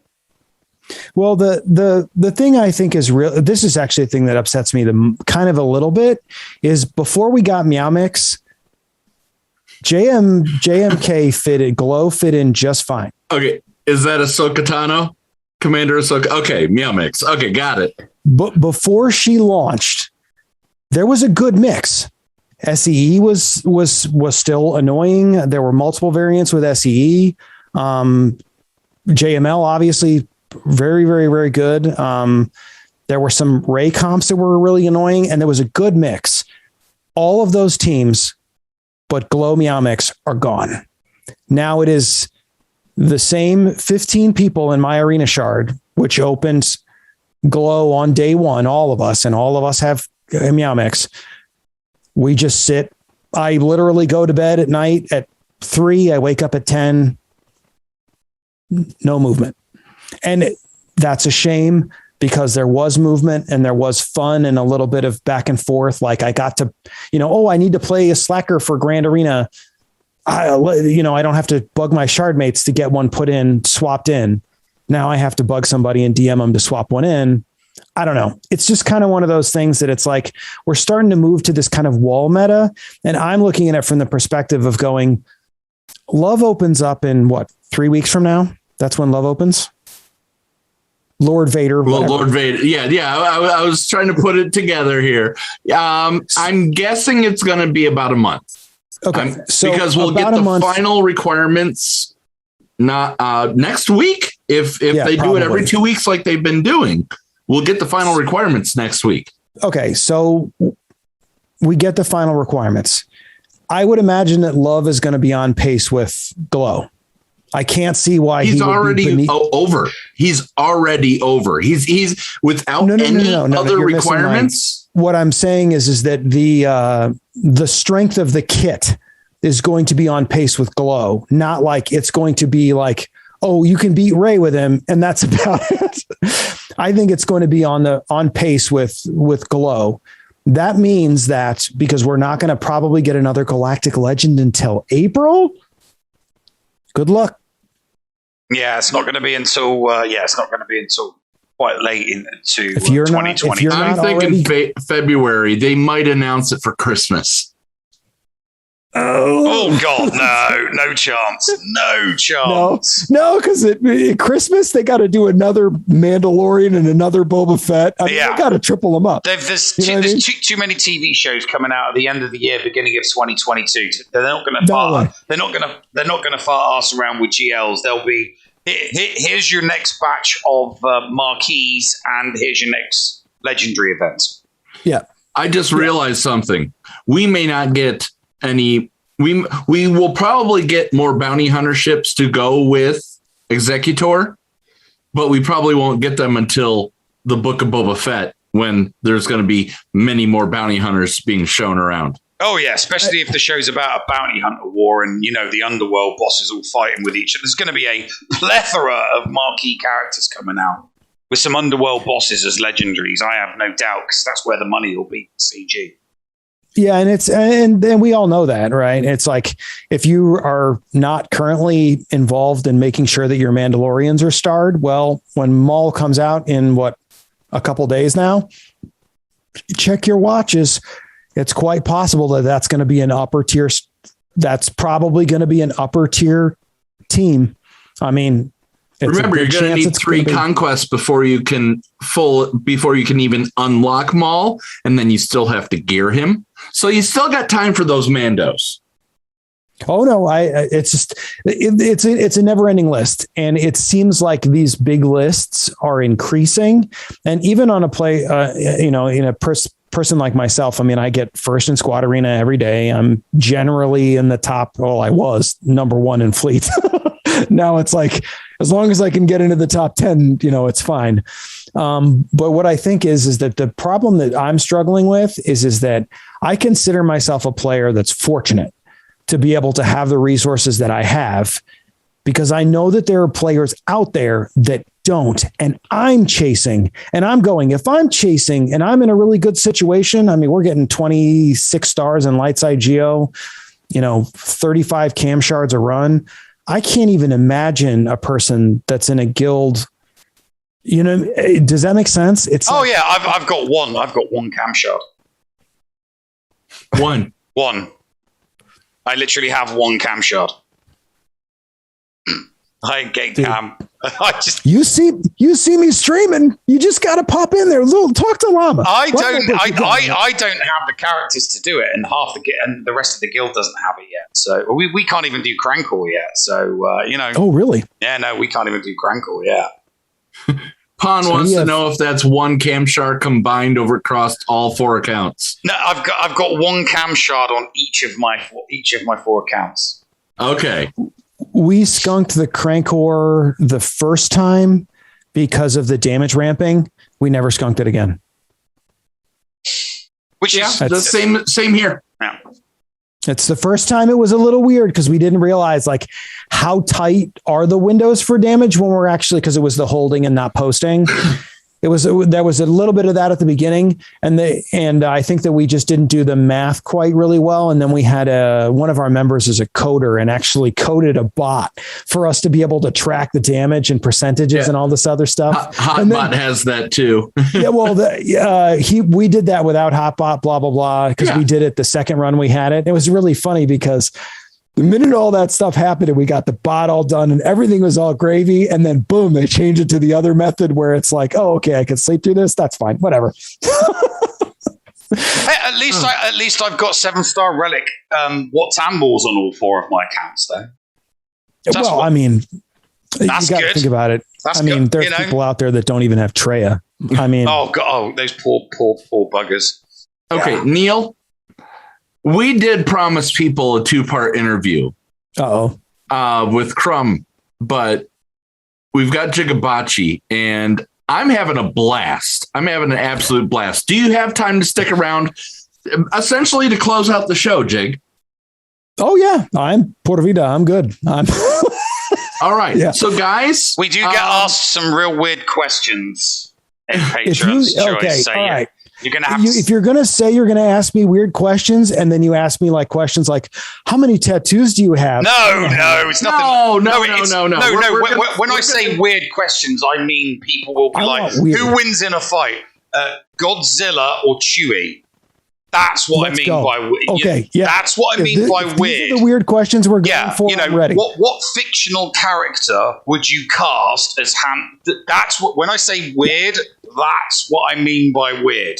Because it's Patreon's choice. Because it's Patreon's choice. And they ask us Get your questions in. We will include Jigabachi in this. We're going to talk to him a little bit more about Star Wars Galaxy of Heroes, but then we're also going to do, we'll talk to him about the Patreon's choice questions. If you have channel points, you can add a fourth segment question with channel points, or for Patreons, they're absolutely free on the Discord channel.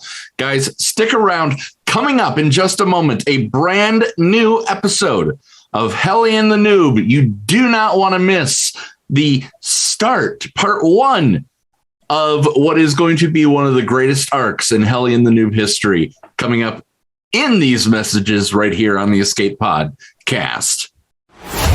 The Escape Pod cast with Paul Anthony and Neil Andrew Ware. HotBot in HotUtils is one of the most comprehensive tools for Star Wars Galaxy of Heroes. With integration into the super useful mod tool Grand Ivory, HotUtils can help you tackle some of the most difficult aspects of the game. Not sure how to mod your roster for a certain game mode? Use one of the many filters that automatically assigns the right mods to the right character in accordance with your guild needs. Now with additional features that can assist you and your guild officers in territory battles and territory wars, HotUtils is an amazing value. And don't forget the useful tools for yourself in Grand Arena, like the in-depth and customizable compare feature. Got multiple accounts like Neil, but not the time to remod them all? With this one-stop utility, you can switch between your alts and never miss a mod upgrade or a mod switch before locking into GAC or Territory Wars. Starting at just $5 a month, you don't want to miss out on these great tools. HotUtils is the new official remodding service for the Escape Pod cast. Visit HotUtils.com to learn more. That's HotUtils.com. And go ahead and spice up your Galaxy of Heroes experience. Podawans, be sure to support the shows brought to you on the Escape Podcast Twitch and YouTube channel by becoming a Patreon. For as little as $2 a month, you can support us and get a little extra for yourself. With tiered rewards including access to Shitty Bill's Arena Tracking Bot, after-show access, inclusion in the GA Center leaderboards, behind-the-scenes access, and much more. There is something for everyone on our Discord server. Head on over to Patreon, that is patreon.com/The Escape Pod, and sign up today. Thank you for supporting and listening to the Escape Podcast. And now time for something completely shameless. A few hours have passed since we last encountered our intrepid interlopers. Cartoon Hellenix and his droid companion N00B decided to take a short detour on their trip from the Outer Rim world Rune to the Ecumenopolis Coruscant, pit-stopping on the industrial planet Corellia. Corellia is the adoptive homeworld of the vile Salty Spartan, and, coincidentally, the home of the galaxy's best space gyros, as voted by a bunch of Gamorrean food snobs on Insta-Hologram. We pick up our short story as the two fugitives walk back to their ship, which is incidentally parked in a yellow zone. Can we please hurry up? Meatbag. Relax, newbie. We're going. We can't keep stalling, Hellenix. My scans of the Hollow Net indicate that DC-14 has sent even more agents after us. Noob. Yes, Hellenix? I said relax, droid. What are you so worried about? I don't know, Hellenix. Maybe it was that bounty hunter we ran into back at the BZ Grill. as I just told you 5 minutes ago, if I'm scanning the HoloNet, and if I know we are now listed as the galaxy's most wanted criminals, then other people will also know this and come after us in hopes of being paid some kind of massive reward. And like I told you, newbie, I could not fly past my homeworld without making a quick pit stop for some space grub. Everybody knows Helle can't resist a good space gyro. You know, one with everything on it. With the onions and the tomatoes and the salt and the pepper and the oregano and tons of tzatziki sauce. Ooh, and the space fries wrapped into the gyro itself. It's literally irresistible to all carbon-based life forms who also happen to have taste buds. Lennox. Yes, noob. Isn't it pronounced space? Gyros? Are you seriously trying to correct how I pronounce Greek words, newbie? You do realize most of our audience doesn't speak Greek. Our audience is smart, noob. They'll get the gist of my insult. Our audience is indeed smart, and Hey! Wait a second. Why did you just insult me in Greek, Lennox? I'm always at my best. It's part of my programming. Relax, newbie. I'm just jabbing at you. You know what I said wasn't all that insulting. Sheesh. Spartan. Hey, Shaman, my man.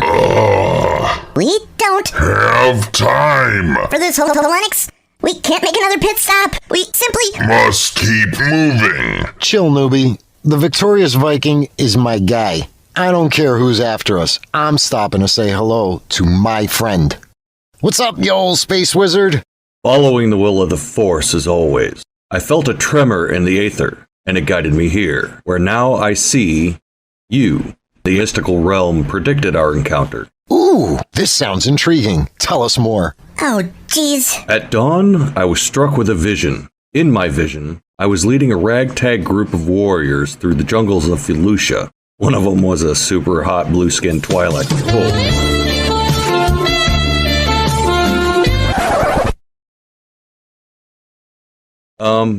So anyway, we arrived at a clearing in the jungle, and there, in front of us, shone a brilliant beam of light.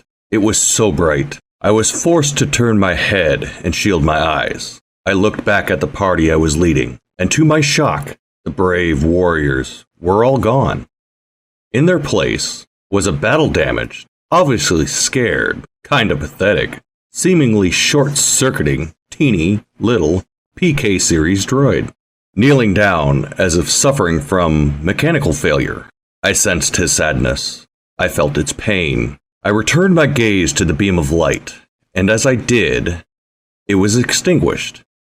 And in its place, I saw an ancient Jedi temple, now corrupted, and in disrepair. And there, at its entryway, stood a lone, small, sad little mouse, staring at me, as if I stole its cheese. And then what happened? I don't know. The vision ended.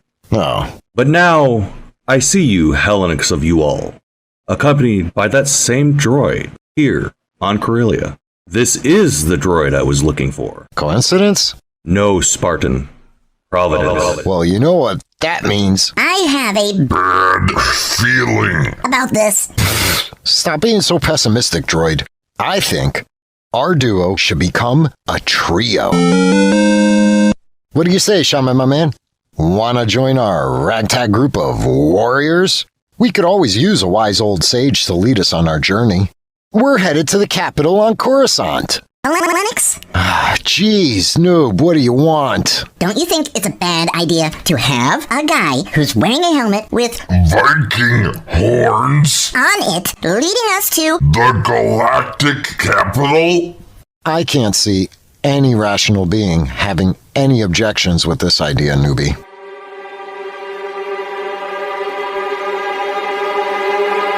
Besides, I said it during the last episode. I intend to piss everyone off over the course of the next few months. Now shut your trap and let's get on with the skit. Okay? There he is. Time to attack him. Noob, we're under attack! Wait, why does everything suddenly look like a SWGOH PvP battle? We've been attacked plenty times before, and Not once. has this type of overlay appeared? If I've said it once, I've said it 1,000 times, newbie. I know. Don't think about it. All right, boys, let's get this battle started. Okay, looks like this is going to be a turn-based system with each of us having a basic move, a special move, and a summoning move, I guess. But SWGOH doesn't have any summoning moves, Helenix. Stop over-analyzing the episode, newbie, and start reading these Rock Guys kits. There may be something important hidden in there. Check their speeds versus ours. Who's going first? I go first. Pebble throw 1. Ow! I'm next. Pebble throw 2. Hey! Do you guys mind? Sheesh. Are you injured, Spartan? Oh, no, I'm fine. Those 2 pebbles literally took like 1 hit point each off my health and protection. I'm fine, but... getting beamed in the head like that was annoying as hell. Anyway, newbie, looks like you're up next. I will first read the descriptions for all my moves before attempting to use them. No time to read, noob. Just do a basic. All right, I guess. Here goes nothing. Stealth? That's your basic move? You run and hide. It figures. Whatever. All right, it's my turn. And shameless self-promotion. And you were complaining about my basic Helenix, while your basic is literally just you saying your catchphrase? At least I actually did something. All you ever do is talk. Just talk?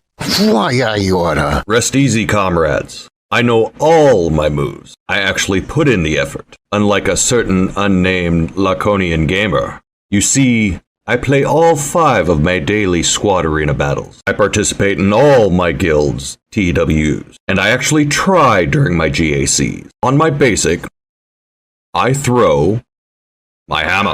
Whoa, cool! Is that real life Mjolnir? No, young one. This is Modlin. But yeah, it works pretty much the same as Thor's mallet. Oh, great. Now why didn't that cause any damage? Get good, losers. Jeez, would you 2 morons just stop throwing tiny little pebbles at my dome? Well, folks, looks like we've run out of time for this episode of the poorly animated pseudo-cartoon, Helle and The Noob. Tune in next time to see if the lethargic Laconian can muster up an attack other than his basic. Let's face it, folks, saying shameless self-promotion has never really hurt anyone, not even their feelings. Will the noob be able to come up with an idea better than going into stealth? Will the victorious Viking shaman find a way to use his hammer that actually causes some damage? Find out if the salty Spartan has in him what it takes to beat these 2 rock creatures. I know we're all on the edge of our seat, waiting to find out. Who am I kidding? I'm not. If you want the answer to these questions, and many more, make sure to stay tuned to the Escape Pod cast every Friday night so you don't miss another episode of Helle and The Noob.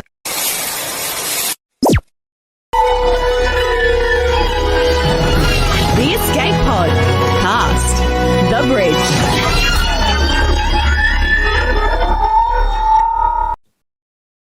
Welcome back, everybody.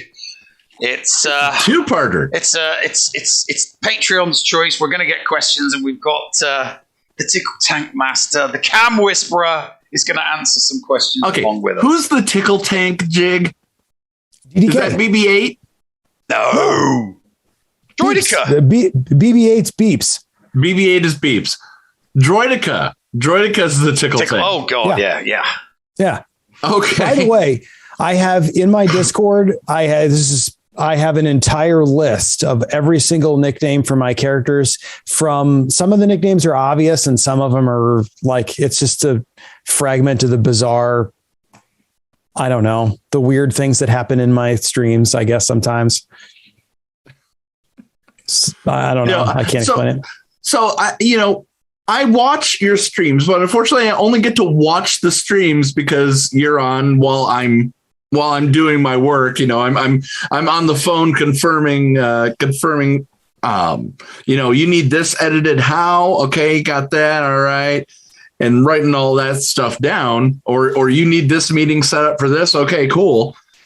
So I'm always watching yours, and you're smiling there. But you also are, you're one step away from a Bond villain because you've been petting a cat nearly this entire stream, haven't you? I have been. I have been. He is a featured part of my stream. He's like, I'll be sitting here like this, and then the tail will be coming around, and it's just like, all right, that's what we're doing today. We're doing the lap circles where he just kind of circles around in the lap, and then he decides, okay, well, I'm just going to go somewhere else, which is exactly what happened. So he bailed. He was like, man, I don't like this anymore. So Molly wants you to tell us the name of your nickname for the Executor. We know what it is. We talked about it during the breaks. We can't say that one on this show. Oh, we can. Check out his streams. Helle, the guest command should be working. Tell people where to go. And before we let you go, Jigabachi will also have you tell the podcast audience that likes to just listen how to find you. All right. Good deal. Excellent. All right. The first question I'm actually going to bring to you from the Magnum, also known as Big Country Mags. He wants to know, what products do you use in your hair? He's a hair guy too. So I use, well, actually, oh boy, there are questions that you're going to ask that they're going to tear off into another realm. I actually get my hair cut by two different people. I have somebody that actually does the center section, which is it's 4 colors. It's purple, teal blue, black, and slate gray. And the center section is all done by one person, and then somebody else actually buzzes the sides for me. For the top center section here, I use an Aveda Smooth Infusion, which is what keeps my hair from looking actually nice, considering that I butcher it with bleach every 6 weeks. But all of the hair products I use are Aveda products. I hope that answers your question. And I hope you get a sponsorship out of that, because seriously, you have some of the most unique hair in Star Wars I Galaxy have been here. working for, there's 2 sponsorships that I want. And when I mean I'm like grinding. Gooder sunglasses and Aveda hair. Okay, you've gone through 3 different pairs of sunglasses on this one interview alone. I have 12 of them. I have 12 of them sitting here. We heard the wife in the background. What did she say? She said, what'd you say, Prue? I said you won't get a beta unless you use their color. I have to use their hair color products, but they do like natural hair color, not like bubblegum pink, which is more my preference. Awesome. It's an easy answer for me. I use Dove Men hair care products for my hair. For me, Swab Strawberry, which is why you guys, I would be like, they look the same. They all look like guys. And Thaddeus from Going Nerdy, and also Hellenix recommend that lotion, that skincare lotion, because they're both bald. All right. Last week, Gate Girl asked us to cast fictional characters in fictional, like what fictional character would play Han Solo. So this week, if you had to switch out current members or associated people with the following bands and replace them with either real or fictional characters, who would they be? So this one, you can switch out anybody for anybody, and they can be fictional. Okay. In the band Queen, You have to replace one member. Who would it be and with whom?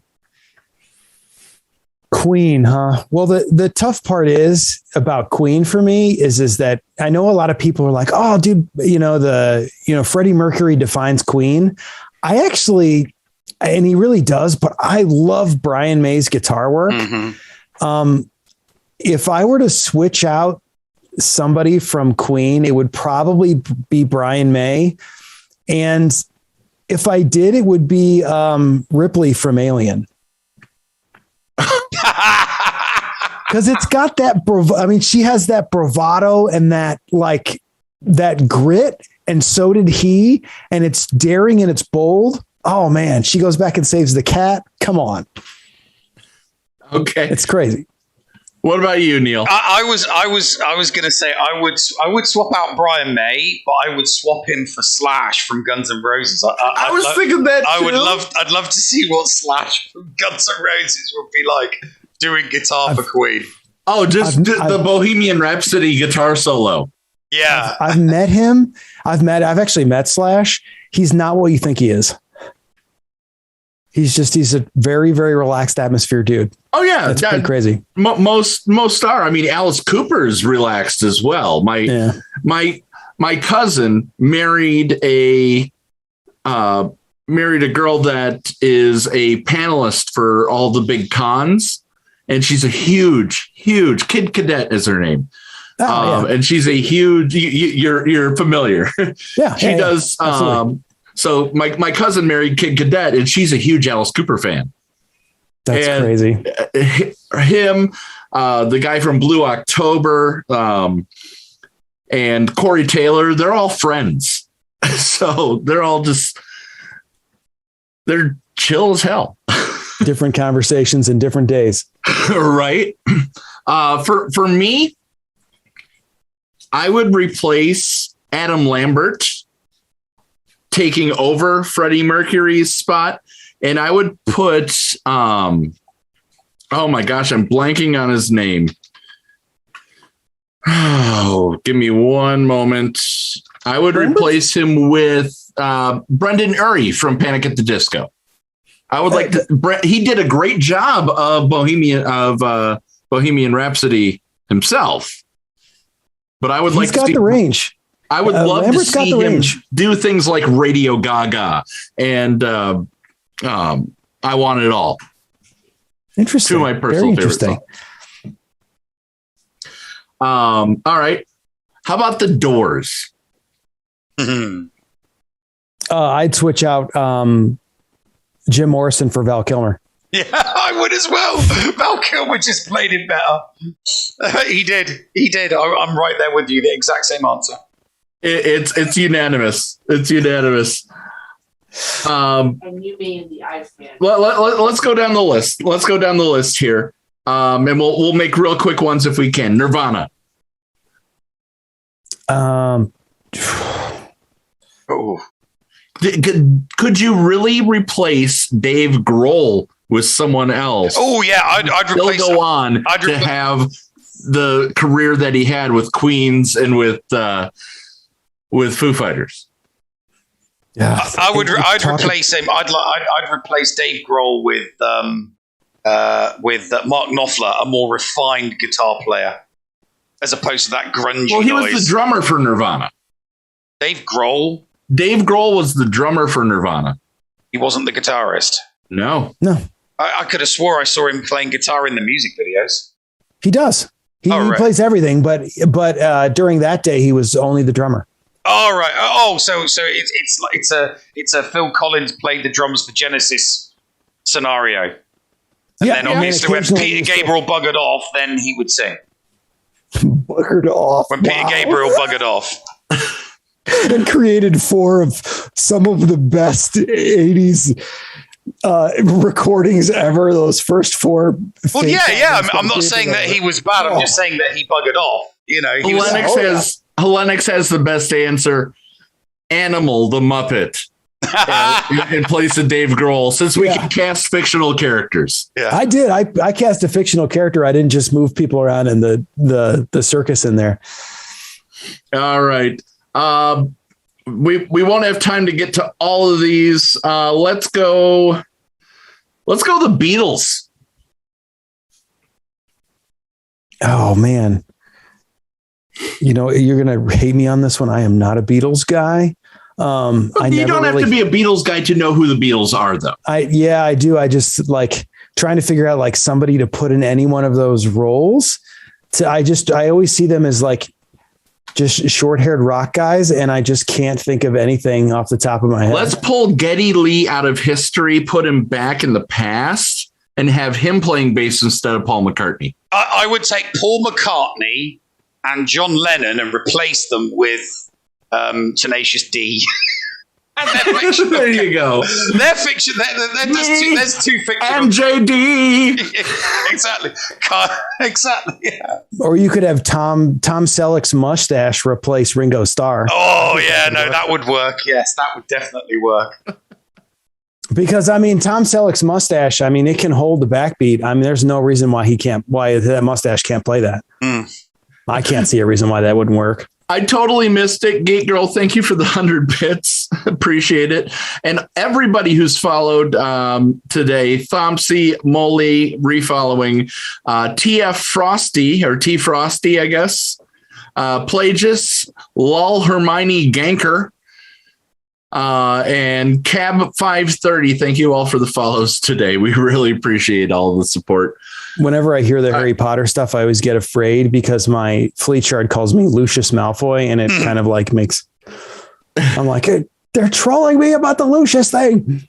All right. The last one, she says, or my absolute favorite band. My absolute favorite band. I grew up on them. Hate me if you want. Green Day.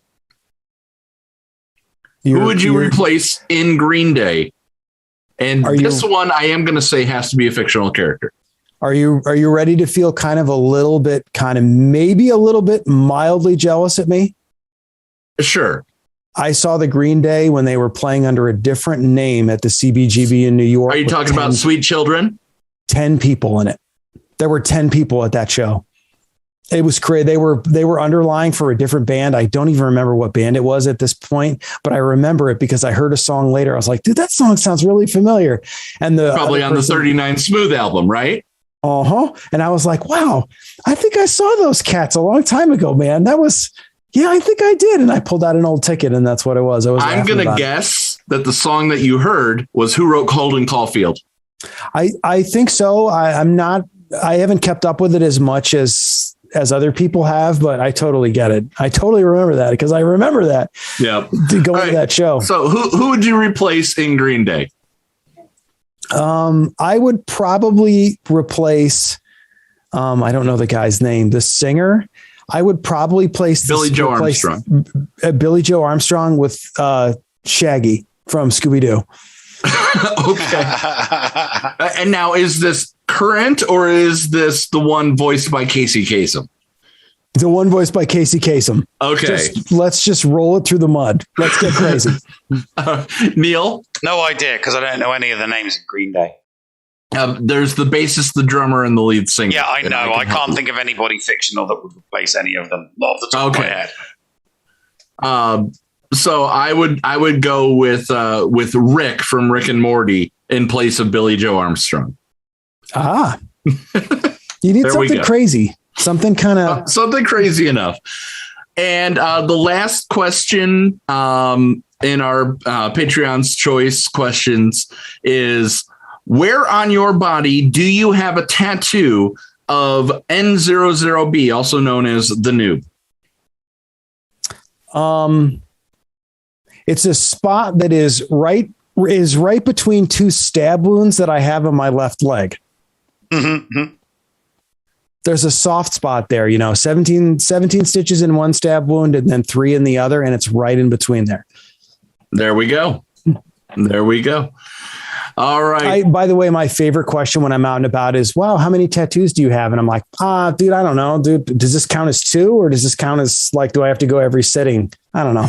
I always laugh about that. It always makes me laugh. Does this count as 2? All right. So if people want to be entertained, they're going to go to your channel because, as I've mentioned, sometimes I don't get to hear all the nicknames because I've got you. I'm watching you because I enjoy watching you. And I want other people to experience this as well. How do people find you on the interwebs, Mr. Jigabachi? The best place to find me is actually on my Twitch channel. All the information about my Twitch channel is on there. My Instagram is on my Twitch main page, so you'll see it on there. It's a good way to keep in touch with me. I use Twitter a little bit, but I don't care for it just because I really like the social interaction, sharing pictures and stuff like that. And then if you catch my stream, joining my Discord is probably something that you should do. I have probably one of the more active Discords in the Star Wars Galaxy of Heroes community that is not just, how much tenacity should I have on Nest? You're the fun Discord. There's some Discords where you join them and it's just like, all business.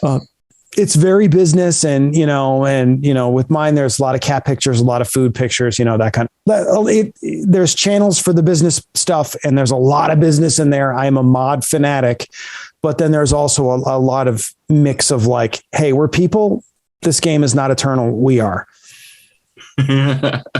So it's also another translation is that you can find him at twitch.tv/Mr. Jigabachi, jig like the dance, and bachi like a hibachi. Oh, thank you. I didn't know you wanted me to spell it. Yes, I was just a way for them to find you. Anything that you want to pass on before I go into closing show mode? The best thing that I can say, and this really is, I've been playing this game for a long time, and all of us are going through the same grind. I mean, every day of it, it's like incremental, small changes, and there's big sections where like holding on, and then we get this, and then we get this, and then we get this. And so it's like this very, very slow reward system of every day. We're all doing the same thing. I think that we as people need to take a giant deep breath and a sip of water and just go, you know what? This is a long car ride. As long as we don't crash into a tree, we're fine. It's a marathon, not a sprint. But you will crash into a tree. That's for sure. And it's going to be Ray that's going to be standing as a tree. Neil, any final questions for our esteemed guest? No, we're good to go. Thanks for coming on, Jiggy. My pleasure, man. It's been a blast. All right. I am quickly seeing it looks like Ando just finished his GAC, so I won't be able to send you guys over there. I'm trying to Tilo. Tilo's up right now? Tilo's up. Tilo's up? All right. We'll send over to Tilo Mad here. We're going to raid into Tilo Mad. Guys, it's first off, Jigabachi, much love. Thank you so much for spending extra time with us. It meant a lot. Yeah. Guys, please, I say this every single week, and I truly do mean it when I say it. Be nice to each other, damn it. Because this world needs more laughter. Because if we laugh more, there's less hate. Nev, push the button. You got it. Ta-ta for now, folks. What's going on? Where the hell are we? Paris? Thank you for pressing the self-destruct button. Attention! This is Colonel Sanders in forward command. Abandon ship! Abandon ship! All personnel proceed to escape pods. Close down the circuits. Evacuate the city. Self-destruct mechanism has been activated. Abandon ship! Where is it? Where is it? It's gonna be here. Out of order! Even in the future, nothing works. This ship will self-destruct in exactly 10 seconds. Counting down. 10, 9, 8, 6. 6? What happened to 7? Just kidding. 3, 2, 1.